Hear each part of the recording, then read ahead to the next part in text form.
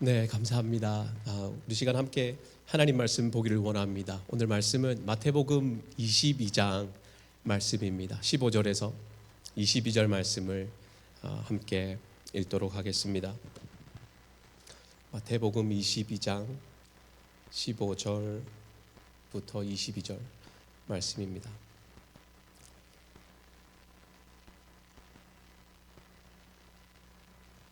네, 찾으신 줄 알고 한 절씩 교독하도록 하겠습니다. 제가 15절을 읽겠습니다.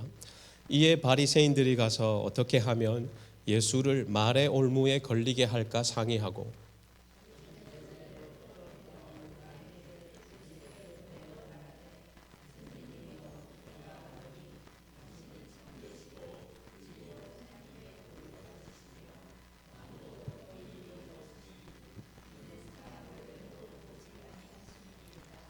그러면 당신의 생각에는 어떠한지 우리에게 이르소서. 가이사에게 세금을 바치는 것이 옳으니까 옳지 아니하나이까 하니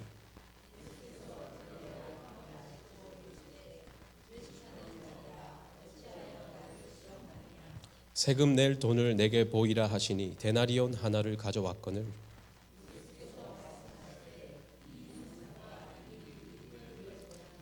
이르되 가이사의 것이니이다. 이에 이르시되 그런즉 가이사의 것은 가이사에게 하나님의 것은 하나님께 바치라 하시니 그들이 이 말씀을 듣고 놀랍게 여겨 예수를 떠나가니라. 아멘. 네, 감사합니다. 오늘 우리가 읽은 말씀으로 하나님의 것이라는 제목으로 함께 말씀을 생각하고 또 은혜를 나누려고 합니다. 여러분, 예수님 당시에 이 유대 종교 지도자들은 예수님을 정말로 싫어했습니다. 정말 미워했죠. 왜냐하면 예수님이 가는 곳마다 이렇게 제자들과 몰려다니면서 수시로 그 모세의 율법을 어기고 또 경우에 따라서는 본인이 솔로몬보다 더 위대한 사람이다라고 그렇게 이야기를 하는가 하면 심지어는 자신은 하나님의 아들이다라고 그렇게까지 이야기를 하면서 그렇게 돌아다니는 그들의 입장에서는 그렇게 사람을 선동하는 사람들이었기 때문에 우리 유대 종교 지도자들에 있어서는 예수님이 정말로 미운 사람이었죠. 그래서 틈만 나면은 예수님을 궁지에 몰고 시험을 하고 어려움에 빠뜨리려고 많은 시도를 했었습니다. 오늘 우리가 읽은 이 마태복음 22장의 말씀도 그런 그들의 노력의 한 부분이라고 할 수가 있는데요.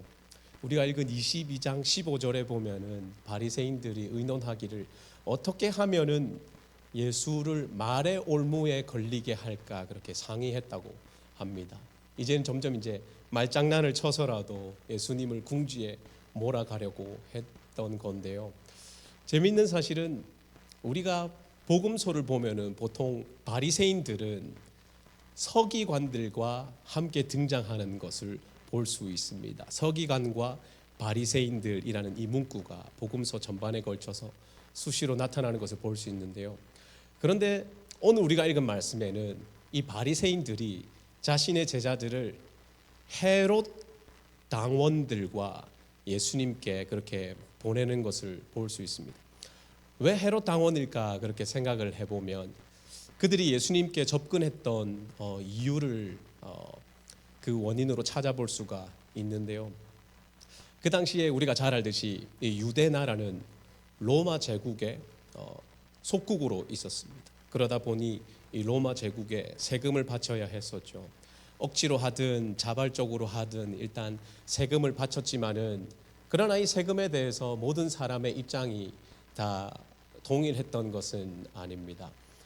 이 세금에 대해서 대표적으로 반대했던 사람이 바로 우리 바리새인들이었죠. 그들은 자신들이 하나님께 선택받았다는 그 선민 사상에 젖어서 유대주의가 유대 민족이 얼마나 우월한지 늘 심취해 있었기 때문에 감히 그 불경한 이방 나라에 세금을 바친다는 것은 결코 그들에게는 있을 수 없는 일이었죠. 그런데 이 유대 종교 분파 중에 어떤 분파들은 이 로마의 정치적 세력에 어느 정도 동조를 해주면서 자신들만의 그 정치적인 입장을 단단히 하려는 그런 분파도 있었는데요. 그 분파 중에 한 분파가 바로 헤롯 당원들입니다.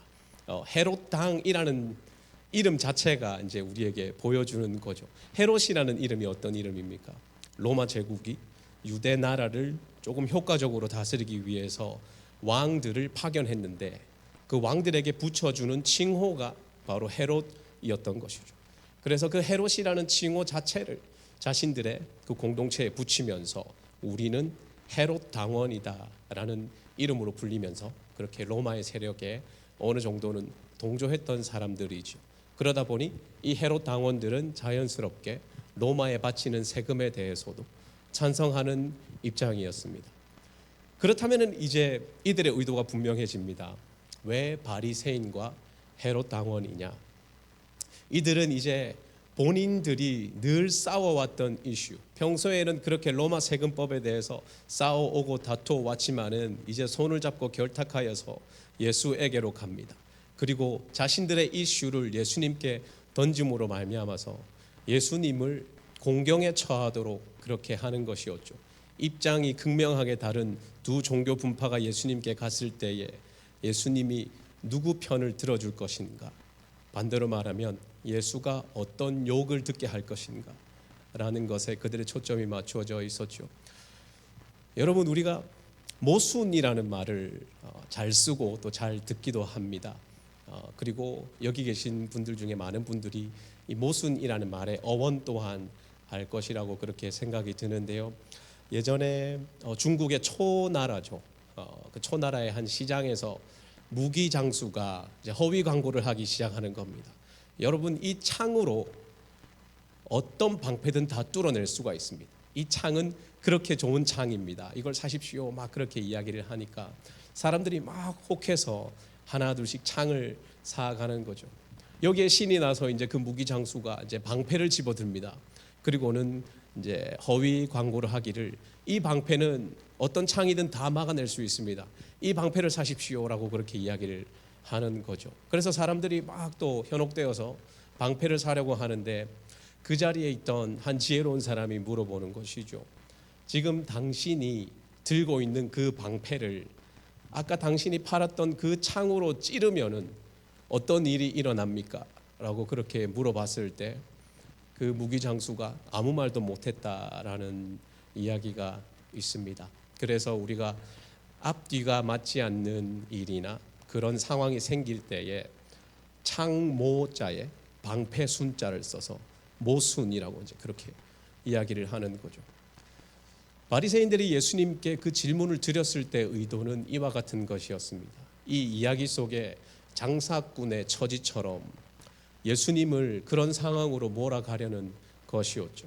어떤 대답을 하든지 간에 누군가에게는 욕을 먹도록 하기 위해서, 누군가의 질타를 받도록 하기 위해서 그렇게 몰아간 것이지요. 예를 들어서 로마 제국의 세금을 바쳐도 된다라는 말을 함을 통해서 그 자리에 있던 바리새인들의 질타를 받고 나아가서는 유대 동족들에게 우리 동족을 배신한 사람이었다, 예수를 괜찮은 사람이라고 생각했는데 그런 사람이 아니더라라는 식으로 몰아가거나, 혹은 로마 제국에는 절대로 세금을 내면 안 된다라는 말을 함을 통해서 그 자리에 있던 헤롯 당원들에게 질타를 받고 나아가서는 로마 제국에 이 옛날 표현으로는 정치적 반동분자가 생겼습니다. 이제 이런 식으로 보고가 들어가서 예수가 그 땅에서 추방되도록 하는 그런 의도였던 것이죠.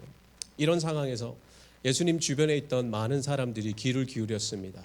1번일까 2번일까 예수님이 어떤 대답을 하실까 귀를 기울이다가 결국 그들에게 들려주셨던 예수님의 대답은 3번이었습니다. 보기에는 없던 대답이었죠.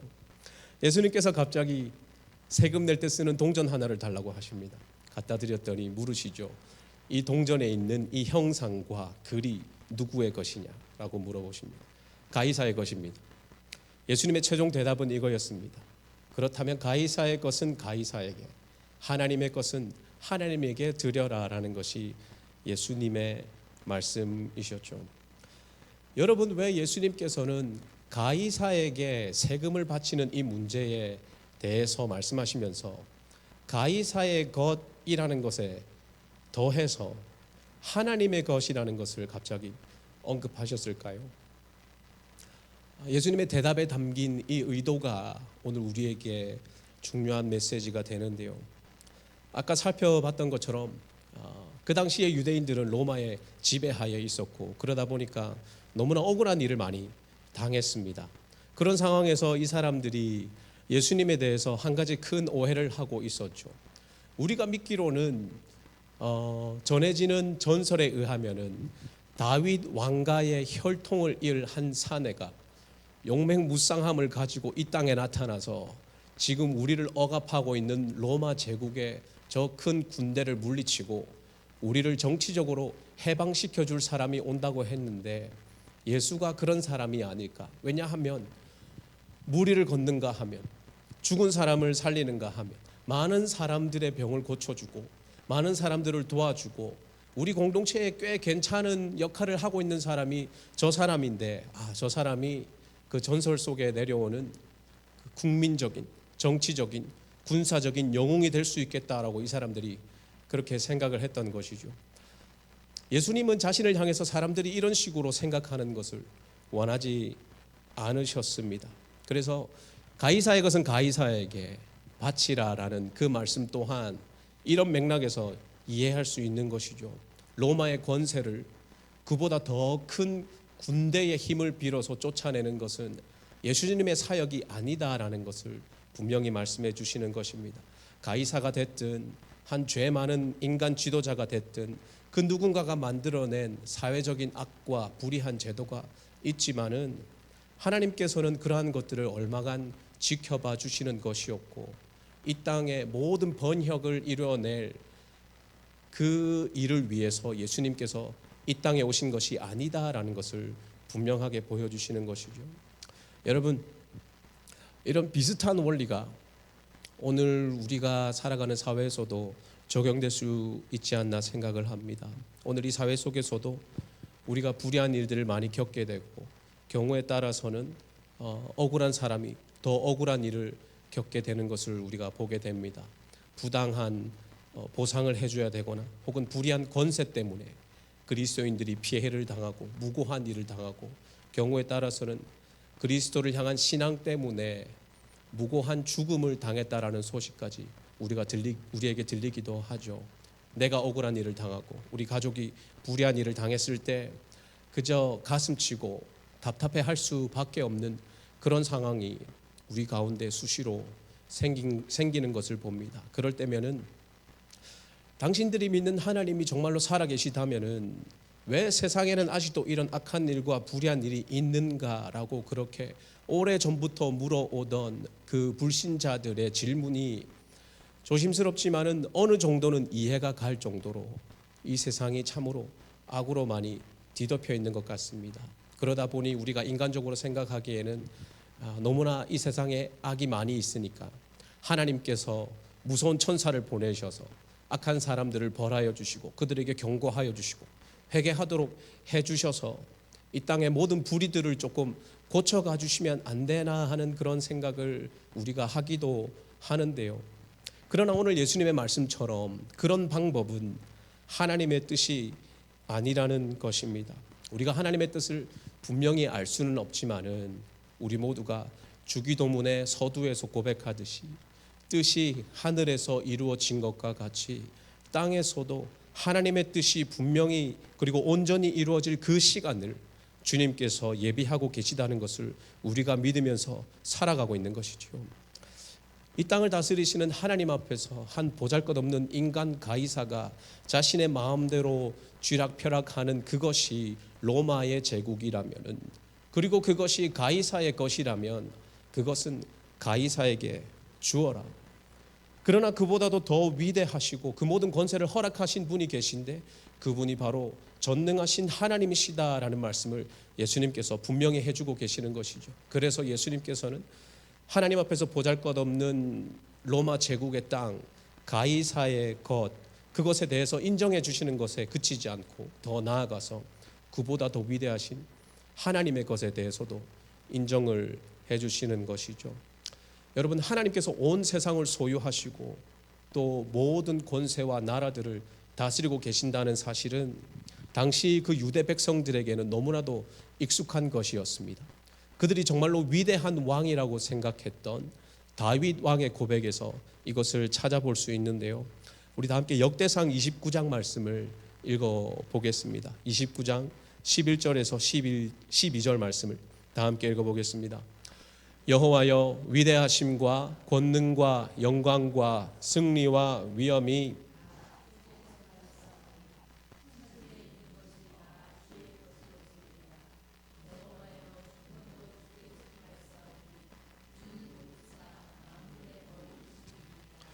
모든 사람을 크게 하심과 강하게 하심이 주의 손에 있나이다. 아멘. 실제로 다윗과 솔로몬 그리고 남유다의 왕들과 북이스라엘의 많은 왕들을 하나님께서 주권적으로 다스려 주셨습니다. 그러나 재미있는 사실은 우리가 하나님 나라의 왕들뿐만 아니라 하나님께서는 이방 나라의 왕들 역시 그분의 주권에 따라서 통치하고 계셨다는 사실을 알 수 있다는 겁니다. 바벨론의 왕이었던 느부갓네살 왕의 마음을 움직이셔서 다니엘과 그 세 친구들을 보호해 주셨고, 지난 주일의 말씀처럼 사자굴에서 구원받은 다니엘의 모습을 본 다리오 왕의 마음을 움직이셔서 다니엘이 섬기는 그 하나님만이 참 신이시다라고 온 세상에 고백하고 선포하도록 그렇게 다리오 왕의 마음을 움직여 주셨죠. 페르시아 왕 고레스의 마음을 움직여 주셔서 유다 백성들이 자신들의 고국으로 돌아가서 하나님을 예배할 수 있는 성전을 짓도록 하나님께서 인도하여 주셨죠. 느헤미야 이야기에서, 에스더 이야기에서, 성경의 많은 이야기에서 하나님께서 이방 왕들과 이 온 세상의 권세들을 어떻게 통치하고 주권적으로 그 가운데 역사하여 오셨는지 우리는 분명히 알 수 있는 것입니다.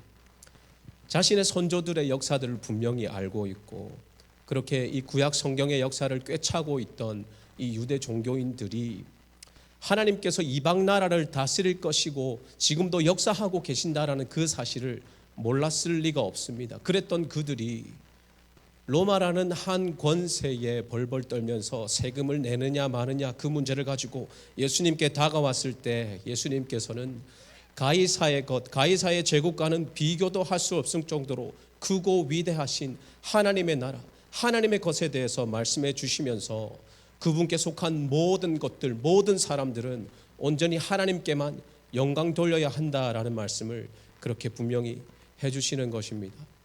여러분, 우리가 정말 이 불의와 악으로 가득 찬 사회 속에서 살아가면서 변함없이 오늘도 소망을 가지고 살아갈 수 있는 것은 바로 이 세상의 모든 일들이 온 땅을 주권적으로 역사하고 계시는 하나님 아버지의 능력을 우리가 믿고 있기 때문입니다. 그래서 다시 한번 주기도문의 마지막에서 우리가 선포하며 고백하듯이 나라와 권세와 영광이 아버지께 영원히 있다라는 사실을 믿고 고백하면서 이 온 땅의 주권자께서, 이 온 땅의 주관자께서 지금 이 순간도 나의 삶을 세밀하게 그리고 가까이서 간섭하고 역사하여 주신다는 사실 때문에 우리의 삶이 주님이 주시는 소망으로 가득 차 있다는 사실을 고백할 수 있는 것이죠. 여러분, 예수님께서는 더 나아가셔서 하나님의 것은 하나님께 바치라라고 그렇게 말씀을 하십니다.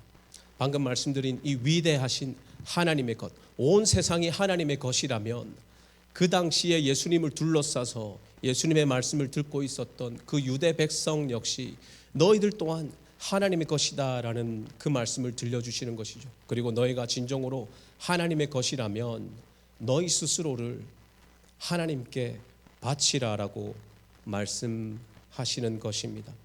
여러분, 하나님의 것이라는 이 말은 그 당시 유대인들에게 있어서 그리고 그들의 조상 이스라엘에게 있어서 너무나도 중요한 것이었습니다.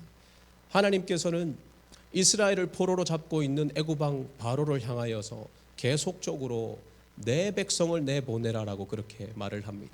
이름 없는 히브리 민족이었지만 그들을 향하여서 내 백성이다.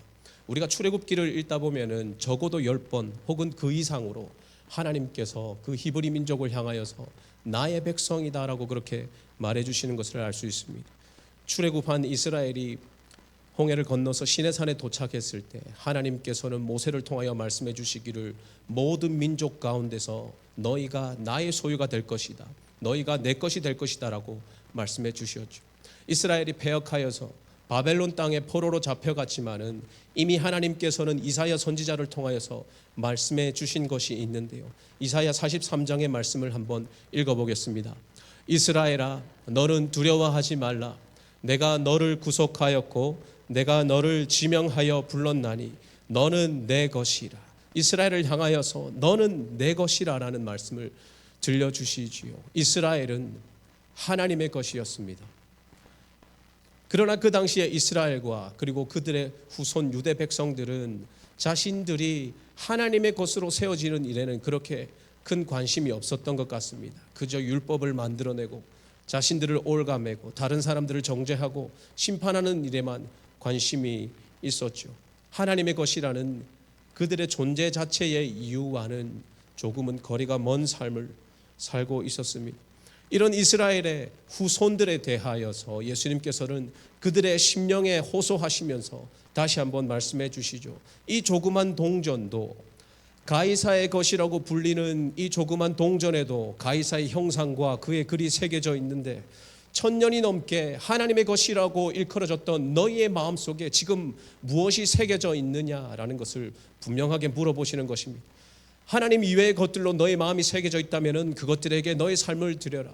그러나 너희 신앙의 본연의 부르심을 따라서 너희 심령에 하나님의 얼굴과 그분의 형상이 새겨져 있다면 말 그대로 너희가 하나님의 것이라면 너희 삶을 하나님께 온전히 바치라라고 말씀하시면서 그들이 신앙의 근본으로 돌아갈 것을 원하셨던 것입니다. 원래부터 하나님의 것이었던 그 백성들을 하나님께 돌려드리고 싶은 예수님의 가르침이었던 것이죠.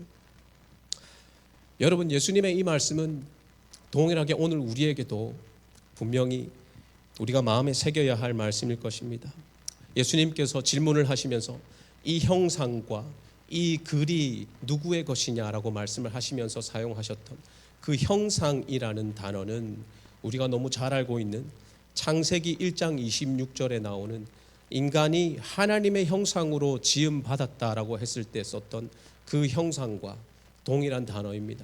물론 구약을 기록한 히브리어와 신약을 기록한 그리스어가 다르지만은 그 단어의 용례와 목적을 봤을 때 동일한 단어라는 것이죠. 여러분, 우리는 저와 여러분이 하나님의 형상으로 창조되었다는 사실을 믿습니다.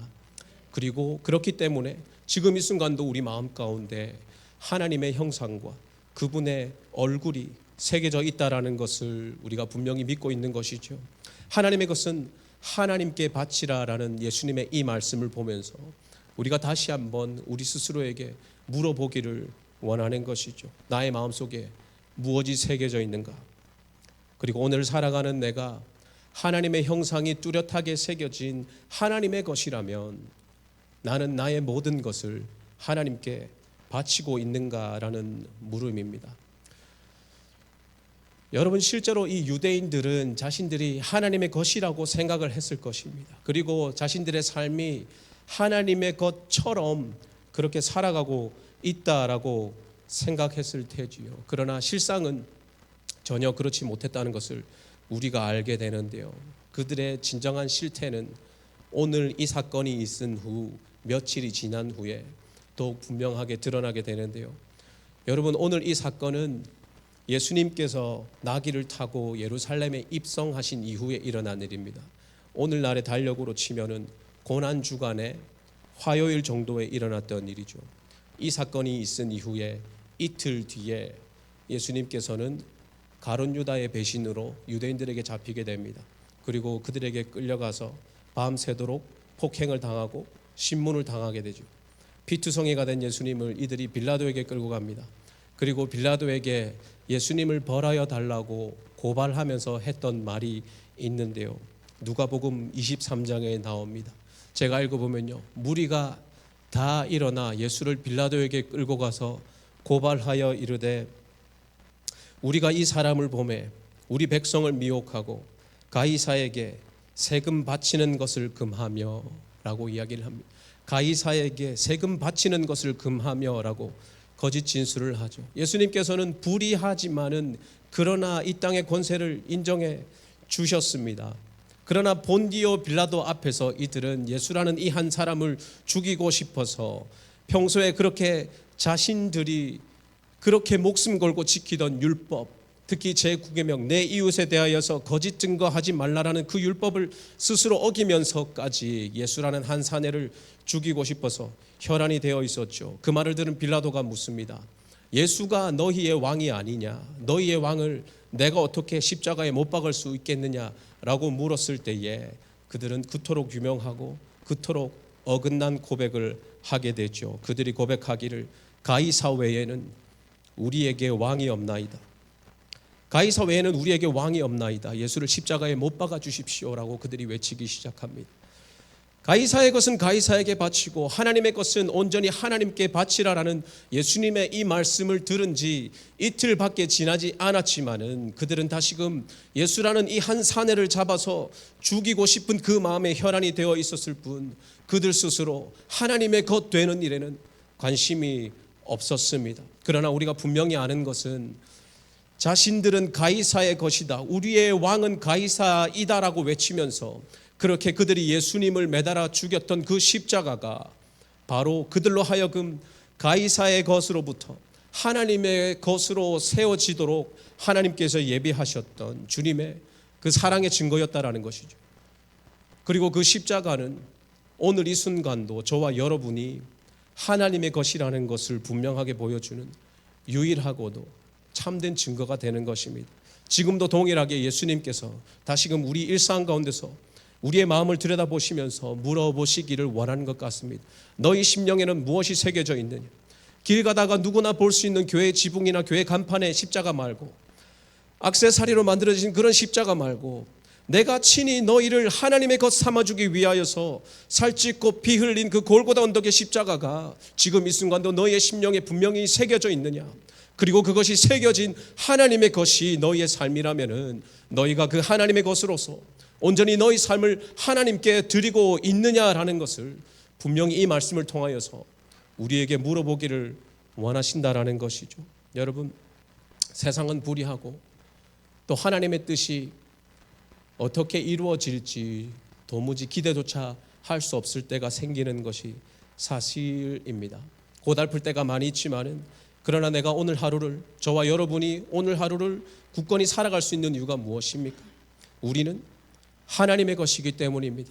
세상에 불의가 있고 지금 당장 내 신앙을 앗아갈 만큼 이 거대한 세상의 위협과 악한 세력들 앞에서 나 자신이, 그리고 내 자녀가, 우리 가족이, 우리 큰 사람 공동체 식구 한 사람 한 사람이 하나님의 것 되게 하여 주시옵소서. 그리하여서 우리 모두의 삶이 온전히 하나님께 바쳐지도록 주님 우리 가운데 역사하여 주시옵소서라는 그 기도에 우리 주님께서 분명히 응답하여 주실 줄로 믿습니다.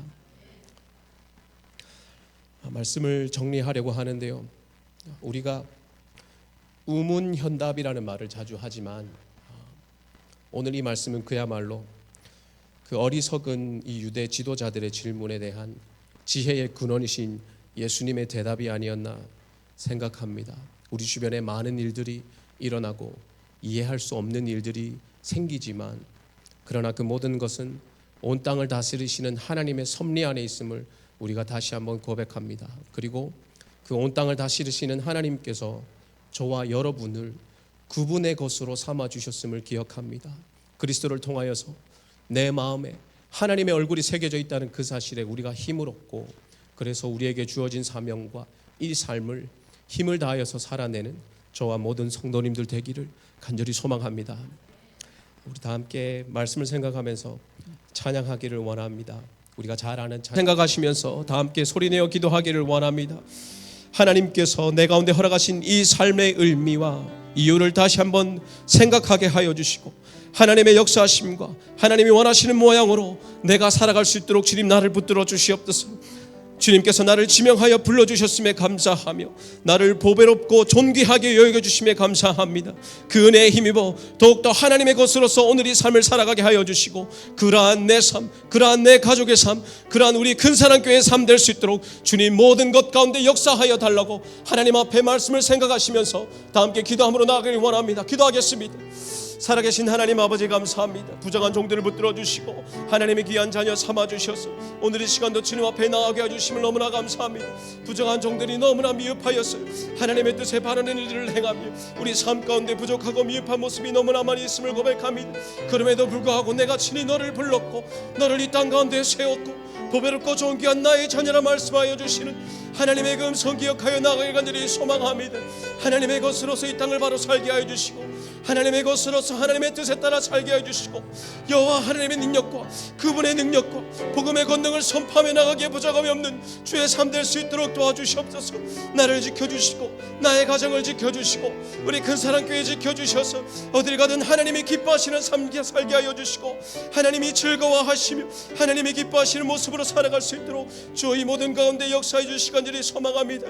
온전히 주님의 것 되어서 온전히 하나님의 역사하심 가운데 주님의 소유가 되어서 그렇게 살기를 소망합나니 주님 모든 것 가운데 주관하여 주시옵소서. 하나님